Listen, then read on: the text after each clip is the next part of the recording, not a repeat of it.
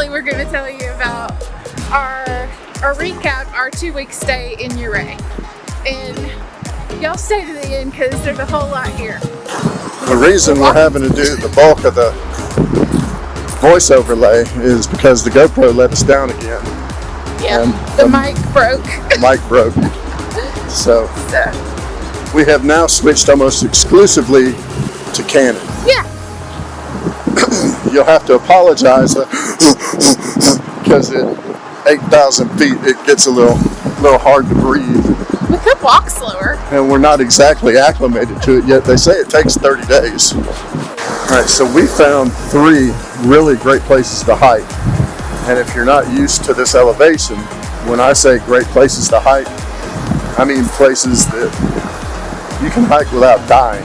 We don't really hike like real hikers. Yeah, we're not doing Half Dome. Or Angel's Landing or anything like that. We're talking less than, I don't know, 100 yards, 300 max. Probably less than half a mile round trip. So, not necessarily easy for us, but it would be easy for most people. The first one was Cascade Falls, and there's 2 different parts of that. You can go up to the overlook and you can see all of downtown Ouray, which is absolutely beautiful. But the payoff was not as good as the other hike, which was much easier, down a bunch of stairs and over a couple of little bridges, and then you come to this amazing waterfall, which is the power of that waterfall was incredible. Indescribable.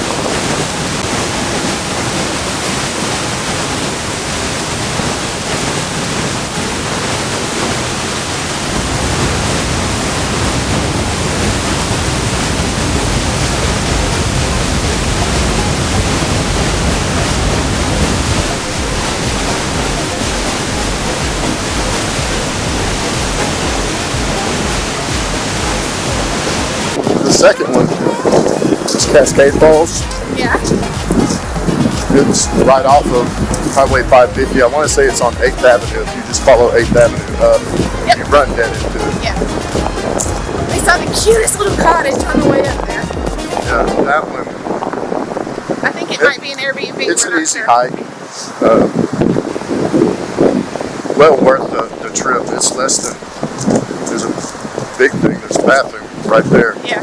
And you can walk Because when right you up. drink all the water down there at whatever that canyon was, you're going to have to pee. And that bathroom's a nice respite. And you just walk right up to the waterfall.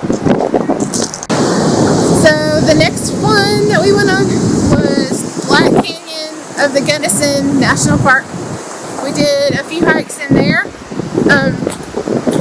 Not necessarily on purpose, but to go see any of the points of interest, you kind of got to walk out a bit. And it did not disappoint. No, it actually, if you've done the Petrified Forest, which is where you just drive around and you see these minor points of interest, that's kind of like what Black Canyon of the whoever whatchamajigger. It's about Black Canyon. But all of the pullouts, they had a little path. And that path may have been 100 yards to 300 yards. One of them was 1,300 yards. We didn't go on that one because that was one of the few that dogs were not allowed, Right. which is why we like this one so much. Dogs could go on the trail as long as you had them on a leash. Right. Now, what I really liked about it was just enough to get your heart rate up and maintain a heart rate. Or up a lot for me. Without feeling like you needed oxygen. I did. But that's just me. So I liked it. So that's it for the hikes that we did while we were in Ouray. But we're gonna tell you about the cities that we went to visit. The first one, which is one that I liked the most, was Silverton.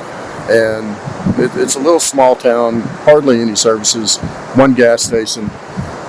What I liked about it was that it had the most things that were the easiest to see. They had a mine that you could go explore. They had a mill, and then you could ride a train back and forth between Durango, which we didn't do for two reasons.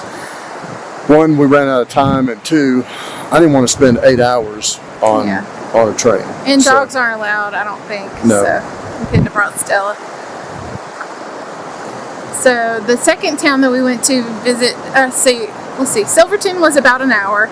Second town was Telluride, that's about an hour. And it is beautiful. We did not do the gondola. We got, I guess, had a miscommunication with the person up at the top. It was also raining, but they said we couldn't bring Stella. I don't know what it was. Other people said they brought their dogs, but you know, we didn't spend a whole lot of time in Telluride. We drove down there. We saw it. It was gorgeous. Walked around downtown a little bit and got a sweatshirt. That's about it. Telluride is a little... Just a little bit. We'll show you here some of the real estate that we found while walking around downtown. we actually had some friends that said she complimented two girls on their hats, and they said, yeah, that's why we wear them. Yeah. So Durango was kind of in the middle. So, I mean, if you think of it as the three bears, Silverton was just right. And, you know, we didn't do a lot in Durango other than we went to a honey plant. Of course, you can't be in Ouray for 2 weeks and not explore downtown Ouray.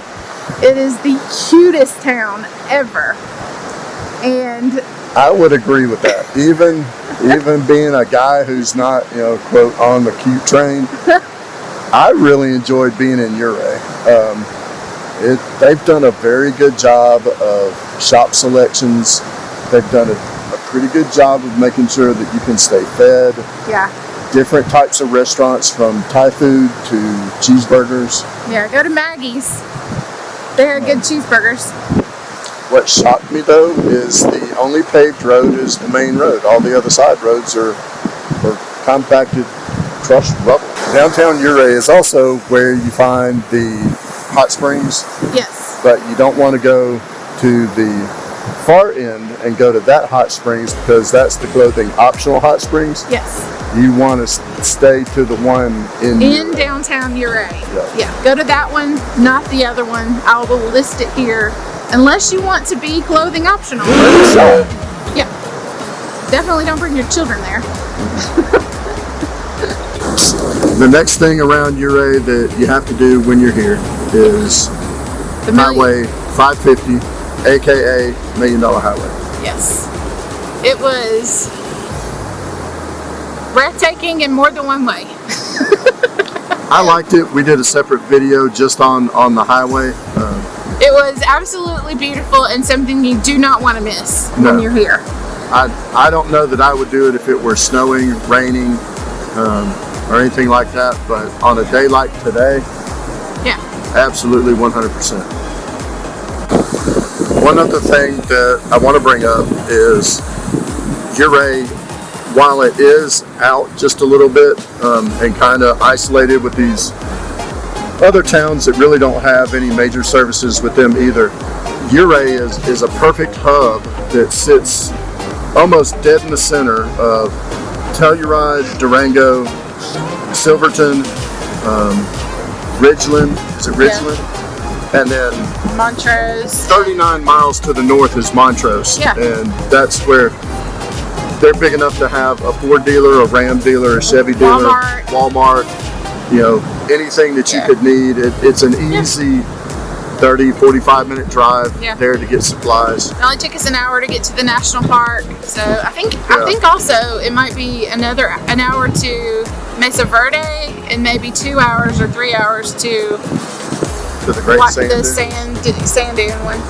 But anyway, it does make a great home base, and it is absolutely beautiful here. I don't want to leave. Yeah. Maria, since last year, had wanted to do Colorado, and honestly, Colorado just wasn't very high on my list. I didn't know a whole lot about Colorado. we really love Colorado. I think the main thing that has made this so enjoyable is the campground that we're in. And stick around because we're going to do a review on it next week. Right. So that wraps up this week's video on our 2-week stay in Ouray, Colorado. We highly recommend that you come here and visit and spend some time because it is absolutely one of the most beautiful places we've ever been. And we will see you next week on our Road Less Travel. Bye, y'all.